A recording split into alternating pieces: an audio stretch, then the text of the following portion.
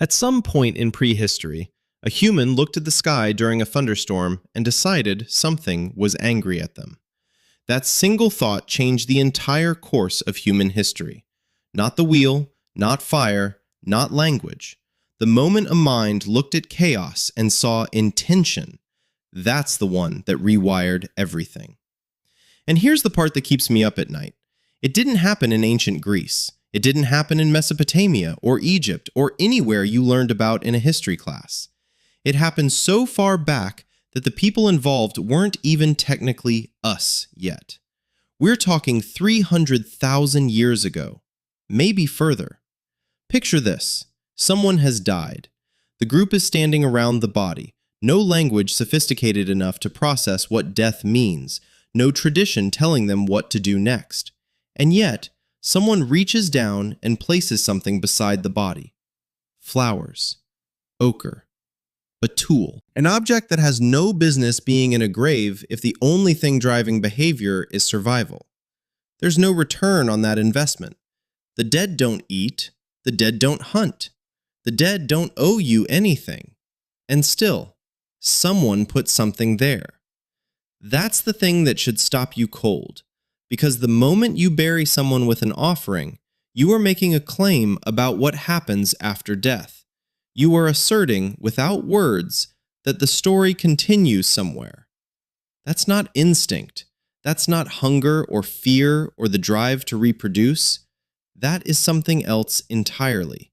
And it showed up in human behavior hundreds of thousands of years before the first city, the first alphabet, the first organized anything. Archaeologists at Shanidar Cave in Iraq found Neanderthal burial sites with pollen clusters, possible evidence of flowers placed deliberately with the dead. Red ochre, a pigment with no nutritional value, shows up in burial contexts across 3 continents going back at least 100,000 years. The Lion Man of Hohenstein-Stadel, carved from mammoth ivory, is 40,000 years old and depicts something that never existed, half human, half lion, which means the person who made it could imagine a world beyond the one they lived in. That capacity, that's the engine of everything. Religion didn't begin with prophets or temples or sacred texts. It began with a burial, a hand reaching into the dark, placing something beside someone who could no longer see it, and doing it anyway. Which, honestly, is one of the strangest and most human things I've ever heard of. So the question isn't just when belief started, it's why a brain capable of pure survival logic would ever bother going there at all. So why would a survival machine, which is, bluntly, what you are, ever bother doing that? Your brain did not evolve to be philosophical. It evolved to keep you alive long enough to pass on your genes, and it is extraordinarily good at that job. But somewhere in the process of getting good at staying alive, it developed a glitch. A feature, depending on how you look at it. A deeply weird one either way. Here's the setup. You're a human, roughly 100,000 years ago. No artificial light. The savannah at night is a genuinely terrible place to be, full of things that want to eat you and make absolutely no noise about it until it's too late. Your brain, in this environment, is running one calculation on a loop. Is that thing out there alive? Does it have intentions? Is it coming for me? Now here's where the math gets interesting. If you hear a rustle in the grass and you assume it's a predator, and it turns out to be the wind, you wasted a little energy being scared. That's it. But if you hear a rustle and you assume it's the wind, and it's a lion, you are done. You are completely, permanently done. So the brain that survived was the brain that always assumed something was there. Always. Even when it wasn't. Cognitive scientist Justin Barrett gave this a name. The Hyperactive Agency Detection Device. Which sounds like a diagnosis, and honestly, it kind of is. It's the tendency to perceive intention and will behind events that have no intentional cause whatsoever. A branch falls. Your brain, before your conscious mind can weigh in, has already asked, did something drop that? A face appears in a cloud formation. Your visual cortex lights up the same way it does when you see an actual face. You can't turn it off. That's the part nobody tells you. And once you understand that, the leap to gods isn't mysterious at all. It's almost inevitable. Thunder doesn't just happen. Something made it happen, and that something has a mood. The river flooding isn't random. Something decided. The child who died wasn't just unlucky. Something chose. The brain that kept your ancestors alive by seeing agents everywhere couldn't suddenly switch modes when the threat was invisible or abstract. It just kept detecting. Barrett Close, built on decades of cognitive science, suggests this isn't a cultural phenomenon or a product of specific religions. It's a hardware issue. The same mental architecture that made your great-great-grandmother survive the dark is the same one that looks at a storm and feels, somewhere below the level of rational thought, like something out there is paying attention to you specifically. Which brings up a question worth sitting with for a second. Belief in something watching you, it turns out, is really good for the group. Not in a vague, hand-wavy way. In a measurable, archaeological, show-me-the-data way that took researchers a long time to take seriously because it sounded too convenient. The argument goes like this. If your brain is already wired to detect unseen agents, and those agents start carrying moral weight, if the thing watching you in the dark also happens to care whether you steal from your neighbor, then suddenly you have the world's oldest and most effective social enforcement mechanism. No courts, no police, no written law, just the ambient, unshakable sense that something knows what you did. Robin Dunbar, an evolutionary psychologist at Oxford, spent decades studying the relationship between group size and social cohesion. His research kept running into the same wall. Human groups can only stay stable up to about 150 people before the social bonds start fraying. Past that number, you need something beyond personal relationships to hold people together. You need a shared story. A shared set of rules that everyone believes in even when nobody's watching. And the groups that had that, specifically the groups with moralizing supernatural beliefs, kept outcompeting the ones that didn't. Think about what that actually looked like on the ground. Two groups, similar size, similar resources. One shares food more evenly because they believe something unseen is tallying the score. The other operates purely on whoever's strongest gets the most. Over generations, the first group is healthier, more cooperative, more likely to take collective risks that pay off. The second group fractures every time resources get tight. Evolution doesn't send newsletters. It just quietly removes the groups that couldn't hold together. If this is the kind of thing that gets you, drop a like, leave a comment. It genuinely helps. Anyway, what's counterintuitive here is that the belief didn't have to be true to work. The unseen watcher didn't have to exist. The cognitive and social effect was real regardless. Ara Norenzayan at the University of British Columbia calls this the big gods hypothesis, the idea that large-scale human cooperation wasn't just enabled by belief in gods, it may have actually required it. Societies with powerful, morally invested deities show up archaeologically right as population density spikes. The timing isn't subtle. So the brain that saw faces in the dark didn't just comfort people, it built the first social contract, written in the language of the sacred, enforced by something no one could see, and binding enough to hold strangers together across generations. Which is either a beautiful accident or the most useful mistake a species ever made. Now picture what those first gods actually looked like. Not the ones you're thinking of. Forget the bearded figures, the thrones, the flowing robes. The oldest known deity figure on Earth was carved from mammoth ivory roughly 40,000 years ago, found in a cave in southwestern Germany called Hohenstein-Stadel. It stands about 30 centimeters tall. It has the body of a human and the head of a cave lion. And whoever made it, whoever sat in the dark and spent an estimated 400 hours carving this thing with a flint blade, was depicting something that has never existed anywhere except inside a human mind. That's the detail that lands differently the longer you sit with it. Not that they made it, that they made something impossible. The lion man isn't a lion. It isn't a human. It's a deliberate fusion of two things that cannot be fused in nature, which means the person who carved it was operating in a cognitive space that no other animal on Earth had ever reached, the space of things that don't exist, but could if the world worked differently than it does. This is what the first gods were: hybrids, animal-human figures, nature spirits, ancestor presences, not moral authorities, not judges, something more like power itself, given a shape the human brain could negotiate with. The lion was the most dangerous thing you knew. The human was the most intelligent thing you knew. Put them together, and you've got something that is both terrifying and potentially on your side, if you approach it correctly, if you say the right things, if you perform the right gestures in firelight while wearing the right bones. The shaman wasn't a priest.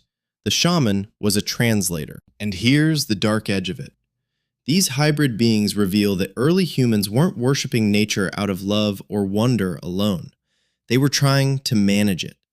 The ritual, the carving, the ochre smeared on cave walls in patterns we still can't fully decode. These weren't expressions of peace with the world. They were negotiations. Attempts to get something vast and indifferent to notice you, to tilt in your direction, to hold off the flood or the drought or the lion in the dark. The oldest religion wasn't comfort, it was leverage. And the gods it produced looked nothing like gods are supposed to look, which is maybe the most honest thing about them. They were built from fear and ingenuity in equal measure, 40,000 years before anyone thought to write any of this down. At some point, the gods stopped being out there and started being in here, watching you specifically, with an opinion about what you did this morning. That shift is everything. The lion-headed figure in the cave doesn't judge you. It doesn't care if you lied to your neighbor or took more than your share of the kill. It's power, raw and impersonal, something to be negotiated with rather than obeyed. But somewhere between the first carved figurine and the first walled city, the supernatural stops being a force and starts being a presence with standards. Gods develop preferences, then rules, then punishments. And the timing of that shift is not a coincidence. Erul's Bismal Covered arrived roughly 12,000 years ago, and it changed everything about how humans lived together. Suddenly, you're not a band of 50 people who all know each other personally. You're a settlement of 500, then 1,000, then 10,000 strangers who have to share water, land, grain stores, and the same patch of earth without killing each other constantly. Personal reputation only carries so far. Once you're living among people who don't know your face, don't know your family, have no history with you, you need a different kind of enforcement. Enter the moralizing God. Yuval Noah Harari, in Sapiens, frames this as one of the great cognitive revolutions in human history, the ability of large numbers of people to cooperate around shared fictions, stories that everyone believes in, that carry real behavioral weight even though you can't touch them or verify them. The God who watches you cheat on your grain measurements isn't a comfort, it's infrastructure. Think about your own life for a second. Think about how differently you behave when you believe someone might be watching. A camera, a supervisor, even just the vague social sense that your actions are visible. Now remove all of that. No cameras, no neighbors who know your name, no consequences you can see. What holds the line? For most of human history, the answer was the thing that's always watching, the one that knows. Here's the honest shrug in all of this. We genuinely cannot separate belief as sincere spiritual experience from belief as social technology. Maybe that distinction never existed. Maybe the person measuring grain under the eye of a moralizing God felt both things simultaneously, the fear of divine judgment and the genuine, unironic sense of being known by something larger than themselves. Those two things aren't opposites. They might always have been the same thing, dressed in different clothes depending on the century. Chimpanzees don't have gods, but they might have something that came before gods, and the footage of it is genuinely hard to shake. Jane Goodall documented it in the forests of Gombe, Tanzania, over decades of fieldwork. A chimpanzee approaches a waterfall. The water is loud, the spray is cold, and the chimp does something that has no obvious explanation in terms of food, mating, or survival. It stops. It sways. It rocks back and forth, sometimes for 10 or 15 minutes, eyes fixed on the cascading water. Goodall, who had spent her career being very careful about projecting human experience onto animals, used the word awe. She said it quietly, like she wasn't entirely sure she was allowed to. A chimpanzee silhouette is we don't know what's happening inside that animal's mind. We probably never will. But here's what makes it worth sitting with. Chimpanzees share roughly 98.7% of their DNA with you. The gap between a chimp and a human is, genetically speaking, smaller than the gap between a chimp and a gorilla. So when you watch a chimpanzee stand frozen before a waterfall and sway, something that looks, from the outside, like reverence, the question stops being, did humans invent awe, and becomes, how old is awe exactly? Elephants add another layer. They return to the bones of their dead, not just once, repeatedly, sometimes years later, traveling out of their way to reach a specific site. They touch the skulls with their trunks, go quiet, stand in a cluster around the remains. Researchers who've observed this describe it as ritual-like behavior, and then immediately hedge, because the word ritual carries implications nobody wants to commit to without more evidence. But the behavior is there, the return is there, the stillness is there. A small herd of elephants gathered around bones on a dry plain. What this suggests, carefully, without overclaiming, is that the emotional raw material for belief might predate humanity entirely. Awe, reverence, the pull toward something vast and not quite nameable. These may not be things humans invented. They may be things humans inherited, then elaborated on with the one tool no other animal has in quite the same way: the ability to build a story around the feeling, to give the waterfall a name, a personality, a set of demands. The chimp stands before the water and feels something it cannot explain. You stood in the same place a few million years later and called it sacred. That's not a small distance, but it's a shorter distance than it looked. None of this is past tense. That's the part that gets me every time. The same cognitive architecture that put flowers in a Neanderthal grave, that carved a lion-headed figure from mammoth ivory by firelight, that looked at a thunderstorm and felt accused, it's running right now inside you as you watch this. It didn't get updated. There was no patch. The hardware that ancient humans used to build their first gods is identical to the hardware you're using to process this sentence. Ara Norenzayan and his colleagues at the University of British Columbia ran a series of studies on self-identified atheists, people who had explicitly, consciously rejected supernatural belief, and found that under stress or uncertainty, their brains showed measurable upticks in supernatural thinking. Not belief exactly, something below belief, an automatic, pre-rational tendency to sense agency, intention, presence. The machinery doesn't care what you've decided to believe. It just runs. Think about the last time you were alone, somewhere dark, and felt, not thought, felt that something was there. Or the moment a coincidence landed so precisely that it seemed, just for a second, like it meant something. Or the inexplicable sense, in a moment of crisis, that something larger than the situation was paying attention. You didn't choose that feeling. It arrived before you could reason about it. That's not a malfunction. That's 300,000 years of cognitive evolution doing exactly what it was built to do. The brain that kept your ancestors alive is still on duty. What that means, and I find this genuinely hard to sit with, is that the question of why ancient humans believed in gods has a mirror question embedded inside it.